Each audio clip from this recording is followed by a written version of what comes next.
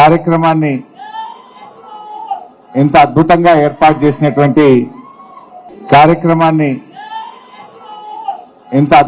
ఏర్పాటు చేసినటువంటి మా లా కాలేజ్ స్టూడెంట్స్ అందరికీ, ముఖ్యంగా ఈ కార్యక్రమంలో పాల్గొంటున్నటువంటి విద్యార్థులకు అందరికీ ముందుగా పేరు పేరున నమస్కారం తెలియజేస్తూ, ఉస్మానియా యూనివర్సిటీలోకి వస్తూ ఉంటే నాకు చాలా పాత జ్ఞాపకాలు, ఎన్నో ఉద్విగ్న భరితమైనటువంటి సంఘటనలన్నీ కూడా గుర్తొస్తా ఉండే.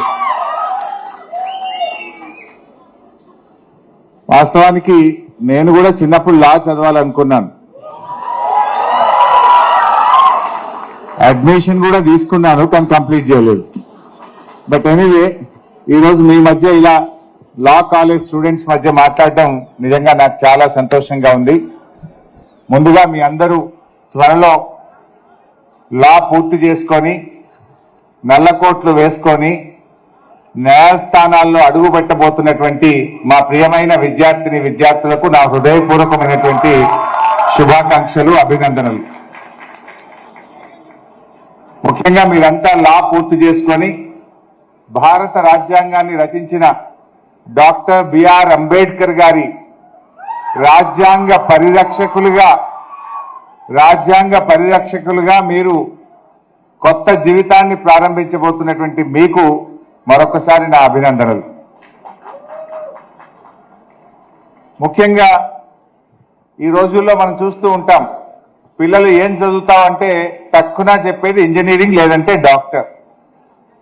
కానీ మీరు సమాజం అంతా చాలా మంది డాక్టర్లుగా, ఇంజనీర్లుగా ప్రపంచ విదేశాల్లోకి వెళ్ళాలి, ఇంజనీర్ కావాలి, సాఫ్ట్వేర్ ఇంజనీర్గా ఏ యూరోపో, ఏ యుఎస్కో, యూకేకో వెళ్ళాలనే ఆలోచనలు ఉన్న ఈ కాలంలో మీరు లాయర్గా ఈ ప్రొఫెషన్ను ఎన్నుకోవడం అంటేనే సంథింగ్ స్పెషల్. ఎందుకంటే మీలో సమాజానికి ఏదో చేయాలనేటువంటి ఒక ఉత్సాహం, ఒక కమిట్మెంట్ ఉంది.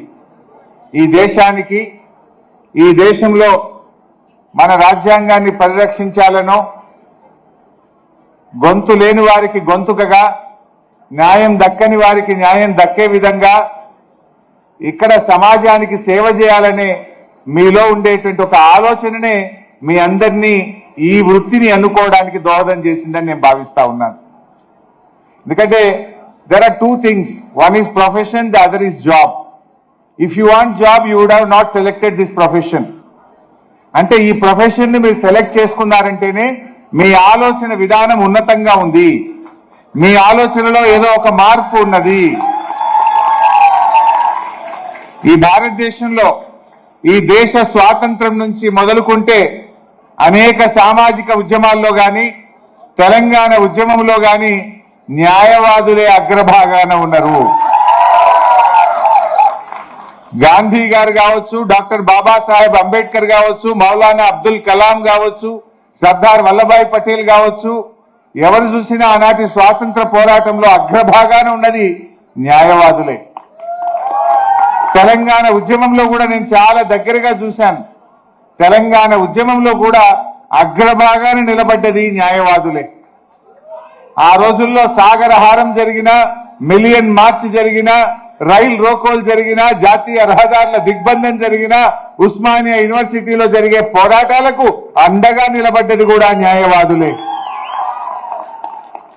సామాజిక స్పృహ, సామాజిక చైతన్యం మా న్యాయవాదుల్లో ఎక్కువ ఉంటుంది. ఏ సామాజిక ఉద్యమమైనా, ఎక్కడ పోరాటాలు జరిగినా ఆ పోరాటంలో న్యాయం ఉందంటే, ఆ పోరాటంలో ధర్మం ఉందంటే దాని వెనుక న్యాయవాదులు ఉంటారు. ఎక్కడైతే న్యాయవాదులు ఉన్నారో అక్కడ తప్పకుండా విజయం సిద్ధిస్తుంది, ఆ పోరాటం గమ్యాన్ని ముద్దాడుతుంది. అలాంటి గొప్ప ఉదాహరణలు ఈ దేశంలో, ఈ రాష్ట్రంలో ఎన్నో ఉన్నాయి. మరి మీరు లా స్టూడెంట్స్ గా ఈరోజు బయటకు రాబోతా ఉన్నారు. ముఖ్యంగా నేను ఒకటే చెప్తా ఉన్నా, మీరు ఏ లక్ష్యంతోనైతే, ఏ ఆలోచనతోనైతే ఈ ప్రొఫెషన్లో అడుగు పెట్టారో చివరి దాకా కూడా దాన్ని కొనసాగించండి. మార్టిన్ లూథర్ కింగ్ గారు ఒక మాట అన్నారు, injustice anywhere is a threat to justice everywhere అని మార్టిన్ లూథర్ కింగ్ గారు అన్నటువంటి విషయాన్ని మీరందరూ కూడా గుర్తుపెట్టుకోవాల్సిన అవసరం ఉంది. జాబ్ కావాలంటే ఈజీగా ఏదో ఒక జాబ్, ఐటీ జాబ్ కొట్టేయచ్చు. ముఖ్యంగా ప్రొఫెషన్ లో చాలా కిక్ ఉంటుంది, ప్రొఫెషన్ లో సాటిస్ఫాక్షన్ ఉంటుంది. It may be a doctor or a lawyer or a teacher or a professor. ఇక్కడ this is a profession. Profession ని ఎన్నుకున్నామంటేనే మీలో ఒక పట్టుదల ఉండాలి. ప్రొఫెషన్ లో ఎప్పుడు సక్సెస్ అవుతారు? ఒక నిజాయితీ కావాలి, ఒక పట్టుదల కావాలి, ఒక డెడికేషన్, ఒక కమిట్మెంట్, ఒక క్రమశిక్షణతో కలిగినప్పుడే ప్రొఫెషన్ లో మీరు సక్సెస్ కాగలుగుతారు. అందువల్ల ఆ ప్రొఫెషన్ అనేది డెఫినెట్ గా సమాజంలో ఎంతో గొప్ప స్థానాన్ని మీకు అందిస్తుంది. వృత్తిలో ఉండేటువంటి దాంట్లో మీరు 10 మందికి ఉద్యోగాలు ఇస్తారు. ఒక ఉద్యోగం పొందడం వేరు, ప్రొఫెషన్ లో మీరు ఇంకొక 10 మందికి ఉద్యోగాలు ఇచ్చే గొప్ప గొప్ప ఆఫీసులు పెడుతుంటారు మీరు. సో అట్లా మీరందరూ కూడా బాగా ఎదగండి. ముఖ్యంగా న్యాయవాద వృత్తిలో ఈరోజు ఈ భారతదేశంలో ఒక 5 కోట్ల కేసులు కోర్టుల్లో పెండింగ్ లో ఉన్నాయి. అంటే చాలా మంది, మేము ఎప్పుడన్నా జైల్లో మా విద్యార్థులు అరెస్ట్ అయినప్పుడో, ఉద్యమకారులు అరెస్ట్ అయినప్పుడో వెళ్తే ఆ జైలర్తోనో అక్కడ ఉండేటువంటి వాళ్ళతో మాట్లాడితే జైల్లో ఉండేవారు ఎవరైతే ఫీజులు కట్టలేరో, ఎవరైతే అత్యంత పేదవాళ్ళు ఉన్నారో, ఎవరైతే న్యాయాన్ని పొందలేనిటువంటి వాళ్ళు చాలా కాలం జైళ్లలో మగ్గుతా ఉంటారు. అటువంటి వారి కోసం మీరు పనిచేయండి. పేదల కోసం, ఎవరికైతే న్యాయం దక్కడం లేదో, ఎవరైతే న్యాయానికి దూరంగా ఉన్నారో వారికి గొంతుకగా మీరు నిలబడాలని చెప్పి నేను కోరుకుంటా ఉన్నా. మీ ప్రొఫెషన్ లో మీరు పైకి వస్తారు, మంచి లాయర్లుగా పేరు పొందుతారు, డబ్బు సంపాదిస్తారు. కానీ అది ఎంత ముఖ్యమో పేదలకు ఒక గొంతుకగా కూడా మీరు నిలబడాలని చెప్పి నేను కోరుకుంటా ఉన్నా. జనరల్ గా ప్రభుత్వాలు ఎప్పుడైనా ఉద్యమాలను అణచివేస్తూ ఉంటాయి. ప్రభుత్వాలు పోరాటాలను, ప్రతిబంధకాలు సృష్టిస్తూ ఉంటాయి. ప్రభుత్వాలు ఎక్కడైనా అనేక రకాలుగా ఇలా ఈ పోరాటాలను, ఉద్యమాలను అణిచివేయడానికి ప్రయత్నం చేస్తూ ఉంటాయి. అటువంటి వారికి మీరు అండగా నిలబడాలి. ముఖ్యంగా ఈరోజు మీరు చూస్తూ ఉన్నారు, ఈ మధ్య ఒకటి బిల్ వచ్చింది అసెంబ్లీలో, తెలంగాణ అసెంబ్లీలో ఒక బిల్ వచ్చింది, హేట్ స్పీచ్ బిల్ వచ్చింది. మరి మీరందరూ పుస్తకాల్లో ఏం చదివారు?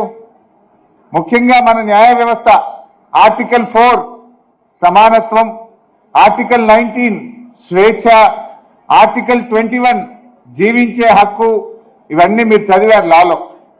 ఇవన్నీ ఎగ్జామ్స్ రాసి మార్కులు పొందడానికి కాదు, రేపు నిజ జీవితంలో మీరు ప్రాక్టీస్ చేయాలి, దానికి నిలబడాలి మీరు. సో ఈరోజు గవర్నమెంట్ హేట్ స్పీచ్ అనే ఒక బిల్లు తీసుకొచ్చింది, మీరందరూ చూసే ఉంటారు ఈ మధ్య. అంటే హేట్ స్పీచ్ కాదు, నా దృష్టిలో ఆ బిల్లు ఫ్రీ స్పీచ్ ను, ఫ్రీడమ్ ఆఫ్ స్పీచ్ పై దాడి. అది ఫ్రీడమ్ ఆఫ్ స్పీచ్ ను కట్టడి చేయడానికి హేట్ స్పీచ్ అనేటువంటి ఒక బిల్లు తెచ్చే ప్రయత్నం చేసింది అనేటువంటిది నా భావన. అఫ్ కోర్స్ ఈ మధ్య కాలంలో హైకోర్టులు కానీ, సుప్రీంకోర్టు కానీ అనేక న్యాయస్థానాలు రాజ్యాంగం మనకి ఇచ్చినటువంటి స్వేచ్ఛను మరి కాపాడుతా ఉన్నారు. కోర్టులే ఈరోజు కాపాడుతా ఉన్నాయి. మన భారతదేశానికి 4 స్తంభాలు ఉంటాయి. ఒకటి లెజిస్లేచరు, 2 ఎగ్జిక్యూటివ్, 3వది జ్యుడిషియరీ, 4వది మీడియా. ఈ 4గిట్లో కూడా అత్యంత ముఖ్యమైనది జ్యుడిషియరీ. మరి ఈ జ్యుడిషియరీలో జనరల్ గా జడ్జిమెంట్లు జడ్జిలు ఇస్తారేమో, కానీ లాయర్లు అద్భుతంగా వాదించగలిగినప్పుడు, లాయర్లు చక్కగా చెప్పగలిగినప్పుడే జడ్జిమెంట్ వస్తుంది. జడ్జిమెంట్ కూడా రావాలంటే మీలాంటి యువ లాయర్లు మరి ఈ స్వేచ్ఛను కాపాడాలి. Freedom of expression, freedom of speech, ఇది భారత రాజ్యాంగం డాక్టర్ బాబాసాహెబ్ అంబేద్కర్ గారు ఈ దేశ ప్రజలందరికీ కల్పించినటువంటి హక్కు. దాన్ని ప్రభుత్వాలు ఏ రకరకాల పేర్లతో ఏ బిల్లులు తెచ్చినా కూడా అల్టిమేట్ గా అన్ని కూడా భారత రాజ్యాంగానికి లోబడే ఉండాలి. అందుకే మొన్న హేట్ స్పీచ్ బిల్లు కూడా శాసనసభలో మీరందరూ చూశారు, సెలెక్ట్ కమిటీకి రెఫర్ చేయాల్సి వచ్చింది. అందులో ఎట్లా ఉందంటే ఎవరం మాట్లాడలేం, ప్రభుత్వాన్ని ప్రశ్నిస్తే కేసే, ప్రభుత్వ తప్పిదనాన్ని చూపెడితే జైలే అన్నట్టుగా హేట్ స్పీచ్ బిల్లును మన ప్రభుత్వం తెస్తే దాని మీద కూడా ఇవాళ శాసనసభ్యులు అందరూ గట్టిగా ఇది తప్పు అంటే అది సెలెక్ట్ కమిటీకి పోవాల్సి వచ్చింది. సో మీలాంటి యువ న్యాయవాదులు ఉన్నట్టుగా మాట్లాడుతూ ప్రభుత్వాలైనా సరే అది ఏ ప్రభుత్వమైనా సరే భారత రాజ్యాంగానికి లోబడి మన కాన్స్టిట్యూషన్ కు లోబడే వాళ్ళు చట్టాలు చేయాల్సి ఉంటది, దానికి లోబడే పనిచేయాల్సి ఉంటది. ఎక్కడ తప్పిదం జరిగినా మీలాంటి యువ న్యాయవాదులు దానిపై గొంతు విప్పాలి. మన భారతదేశానికి భారత రాజ్యాంగం ఏదైతే హక్కులు కల్పించిందో దాన్ని కాపాడడానికి కూడా మనందరం కూడా కలిసి కృషి చేయాల్సినటువంటి అవసరం ఉంది. ముఖ్యంగా తెలంగాణ ఉద్యమంలో ఈ ఠాకూర్ ఆడిటోరియానికి ఒక ప్రత్యేకమైన స్థానం ఉంది. నిజంగా గుర్తొస్తేనే నా కళ్ళల్లో నీళ్లు వస్తాయి. ఆ రోజుల్లో వేణుగోపాల్ రెడ్డి అని ఒక బిడ్డ ఈ ఠాకూర్ ఆడిటోరియం ముందు తెలంగాణ ఉద్యమంలో ప్రాణత్యాగం చేశారు. నేను ఎన్సీసీ గేటు దాటి వస్తుంటే ఆ రోజు అసెంబ్లీ ముట్టడి కార్యక్రమంలో యాదయ్య అనే ఒక ఉద్యమకారుడు ప్రాణత్యాగం చేసిన సంఘటన నా కళ్ళల్లో ఇంకా కనబడతా ఉంది. అట్లే అనేక సందర్భాలు ఇషాన్ రెడ్డి గారు లైబ్రరీ ముందు జహీరాబాద్ బిడ్డ ఇషాన్ రెడ్డి గారు కూడా తన ప్రాణత్యాగం చేశారు. ఇలా ఎంతో మంది, మన లా స్టూడెంట్ దయాకర్ రెడ్డి కూడా, పూర్వ విద్యార్థి దయాకర్ రెడ్డి గారు లా స్టూడెంట్ కూడా తెలంగాణ ఉద్యమంలో ప్రాణత్యాగాలు చేశారు. ఇలా ఎంతో మంది త్యాగాల ఫలితం, ఎన్నో పోరాటాల ఫలితం ఇవాళ తెలంగాణ రాష్ట్రం. మరి ఈ రాష్ట్రాన్ని, ఈ త్యాగాలు చేసి తెచ్చుకున్న ఈ రాష్ట్రాన్ని కాపాడవలసినటువంటి బాధ్యత మనందరి మీద ఉంది. మరి ఈ రాష్ట్రం మరి దేశంలోనే ఒక మార్గదర్శకంగా, అది అభివృద్ధిలో కావచ్చు, ప్రజల ఆకాంక్షల్లో కావచ్చు, అన్నిట్లలో కూడా ఈ రాష్ట్రం మరి ముందుండే విధంగా కలిసిమెలిసి మనందరం కూడా పనిచేద్దాం. మరి మీరు కూడా లాయర్లుగా నేను మీ అందరినీ కూడా కోరేది, జనరల్ గా డాక్టర్ దగ్గరికి పేషెంట్లు వస్తూ ఉంటారు, లాయర్ దగ్గరికి ఎవరు వస్తారు? బాధితులు వస్తూ ఉంటారు. డాక్టర్ బాధ్యత ఏంటి? పేషెంట్ కు ప్రాణం పోయడం, పేషెంట్ ను కాపాడడం డాక్టర్ బాధ్యత. బాధితులకు అండగా నిలబడడం లాయర్లుగా మీ బాధ్యత ఉండాలి. మీరు కూడా దాన్ని ఎప్పుడూ మర్చిపోవద్దు. బాధితులకు అండగా ఉండండి. లాయర్ అంటే కేసు గెలవడం ఒక్కటే కాదు, కొన్ని కేసులు గెలవచ్చు, కొన్ని కేసులు ఓడిపోవచ్చు. అంతిమంగా న్యాయం గెలవాలి, ధర్మం నిలబడాలి అనేటువంటిది, బాధితుల పక్షపాతంగా ఉండాలనేటువంటిదే నా ఆకాంక్ష. మిత్రులారా, మరి మీరందరూ కూడా ఇవాళ భారతదేశంలో గొప్ప గొప్ప వాళ్ళందరూ కూడా లాయర్లే. డాక్టర్ బాబాసాహెబ్ అంబేద్కర్ లాయరే, గాంధీజీ గారు లాయరే, సర్దార్ వల్లభాయ్ పటేల్ గారు లాయరే, మౌలానా అబ్దుల్ కలాం ఆజాద్ గారు లాయరే. ఇలా ఎంతో గొప్ప వాళ్ళు. మా శాసనసభలో కూడా ఈ మధ్య డాక్టర్లు ఎక్కువైండ్రు, లాయర్లు తక్కువైపోయిండ్రు. జనరల్ గా ఒకప్పుడు లాయర్లు ఎక్కువ ఉండేవారు అసెంబ్లీలో, కానీ ఈ మధ్య డాక్టర్లు వస్తున్నారు కానీ లాయర్ల సంఖ్య తగ్గుతా ఉంది. రేపు రాబోయే రోజుల్లో మీలాంటి యువ లాయర్లు, ఇప్పుడు ఎందుకంటే ఉమెన్ రిజర్వేషన్ కూడా వస్తుంది, I'm seeing many girls here, 33% women reservation కూడా వస్తా ఉంది. మీలాంటి యువ లాయర్లు, విద్యావంతులు, రాజ్యాంగ నిపుణులు, మీలాంటి వాళ్ళు కూడా రేపు చట్టసభల్లో రావాలి. ఈ దేశానికి ఒక మార్గదర్శకంగా ఒక కొత్త నాయకత్వం కూడా మీరందరిలో నుంచే రావాలి. ఒకప్పుడు శివరాజ్ సింగ్ చౌహాన్ గారు ఈ లా కాలేజ్ స్టూడెంట్, ఆయన మరి కేంద్ర హోంశాఖ మంత్రిగా పనిచేసినటువంటి శివరాజ్ సింగ్ చౌహాన్ కూడా మహారాష్ట్రకు చెందిన ఆయన కూడా ఈ లా కాలేజ్ స్టూడెంటే. ఇన్ఫాక్ట్ డాక్టర్ బిఆర్ అంబేద్కర్ కు మొట్టమొదటి డాక్టరేట్ ఇచ్చింది కూడా మన ఉస్మానియా యూనివర్సిటీయే. ఇలా ఎంతో గొప్ప చరిత్ర మన ఉస్మానియా యూనివర్సిటీకి ఉంది. ఇలాంటి యూనివర్సిటీ నుంచి లాయర్లుగా బయటకు వస్తున్నటువంటి మీకు మరొకసారి నా హృదయపూర్వక శుభాకాంక్షలు, అభినందనలు. I wish you all the best.